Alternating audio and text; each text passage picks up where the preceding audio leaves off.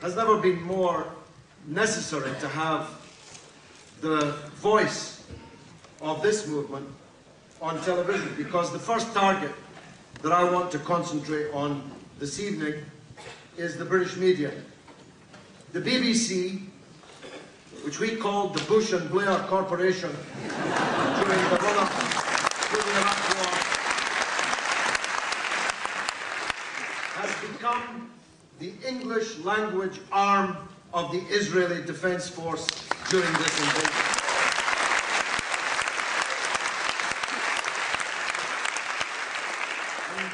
As we're in the business of appealing to unlikely listeners, like the trade union Friends of Israel, let me appeal to the journalists, the decent journalists in the BBC, to insist that those who are keeping the journalists out of the Gaza Strip are not allowed to dictate the terms of reference made by the BBC and its journalists.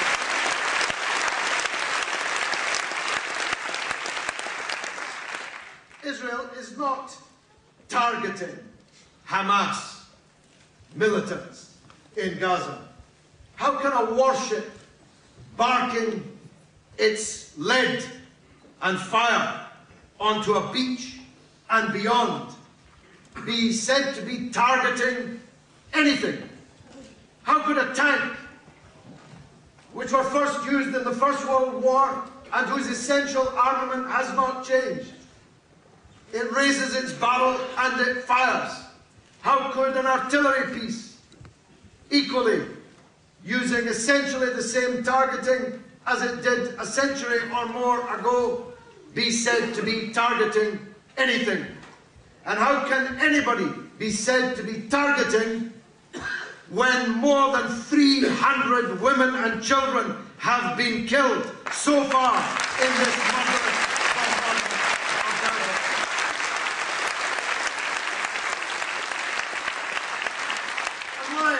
And why is every Palestinian fighter a militant? As has been said, these people are the legitimate armed forces of the elected government of Palestine that are being bombarded.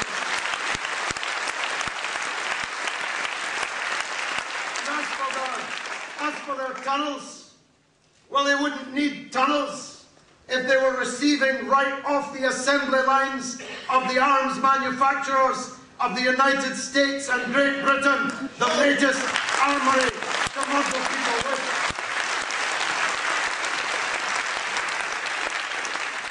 And I want to talk about the government too. Those of you who've seen some of the internet traffic today will know that we're locked yet again with a government minister who doesn't want us to walk on the grass in the Royal Park at Kensington Gardens. You'll remember Tessa Jowell, before the February 15th demonstration, the biggest in British history, said that we couldn't get into Hyde Park because we might damage the grass. Somebody called Andy Burnham, unlikely I know as the Secretary of State for Culture, Media and Sport in this country, says no, we can't enter Kensington Gardens because it's a royal park. Well, as I said to Tessa Jowell back then, you could choose. You can have 1 million people in Hyde Park, or you can have 1 million angry people on the streets of London instead.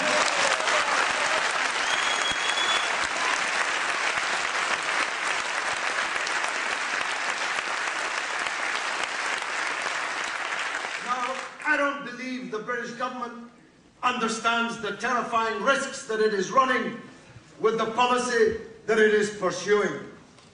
You've heard me say here before, they're always looking for some Muslim cleric to ban, some Muslim organization to proscribe, some hapless imam to blame for the radicalization of Muslim youth. How radical do you think Muslims in Britain are feeling after 2 whole weeks of watching this slaughter in Palestine?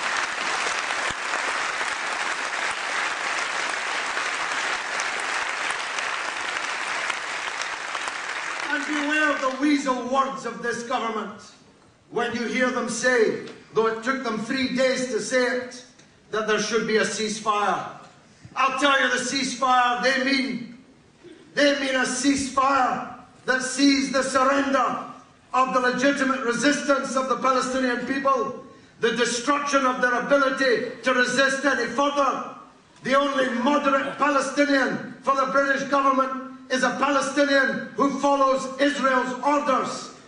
I tell you this, the ceasefire they have in mind is a surrender, and the Palestinian people will never surrender. Victory to the Palestinian resistance. Victory to the Palestinian resistance. That some people couldn't get any lower.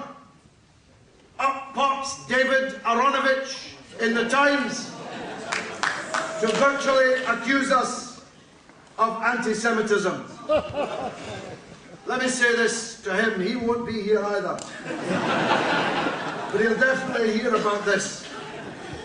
Let me say to Mr. Aronovich, we're not saying this is the Holocaust in which 10 million people perished, 6 million of them Jews, in a systematic, industrialized attempt to annihilate from the face of the earth an entire people. But it was the Deputy Defense Minister of Israel itself who promised the Palestinians a Shoah, a Holocaust, just a few months ago. We're not saying this is the Holocaust, but the people of Gaza are in exactly the position that the Jews in the Warsaw Ghetto were in the early summer of 1943. We're not saying that the Israelis are Nazis. We're not saying that. But collective punishment of a captive population is a Nazi tactic which should be ceased without delay. My last point is this, and I echo something my friend John Rees said at the demonstration on Saturday. The road to the liberation of Jerusalem runs through Cairo. There is no possibility of this small Palestinian people resisting this behemoth. There is no possibility of them liberating their country as long as the puppet presidents and the corrupt kings who rule the Arab world, almost without exception, from one end to the other, continue to rule.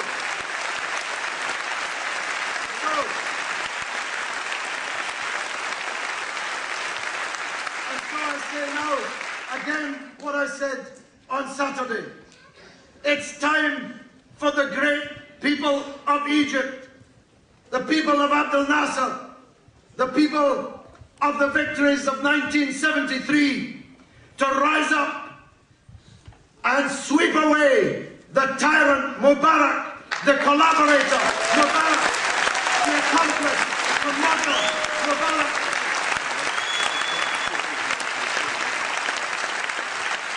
The great name of Egypt is being dragged through the mud by this 99.9% of the vote dictator, and it's time for everyone's sake that the tyrant must fall. Lastly, I'll be there on Saturday. So must you. This has the feel of a surging movement of people of all kinds in this country. It can be a rebirth following our defeat in 2003. We have to help these Palestinians who have been abandoned by virtually everyone else. Do you know that in the Westfield shopping centre, in Bluewater, in the shopping centres all around Greater London, there are people who have set up inside something called the Israel Shop, which has stolen goods grown on stolen land on sale, and people moving amongst the crowds, talking to them about how Israel has made the desert bloom. We have to march, yes, but we have to target Israeli products in every shop that's selling them and wipe this fur out of our retail sector. The anti-apartheid movement was victorious between the hammer of the resistance of the African National Congress and the anvil of an educated, motivated mass movement of people all around the world. That's our job. Thank you very much.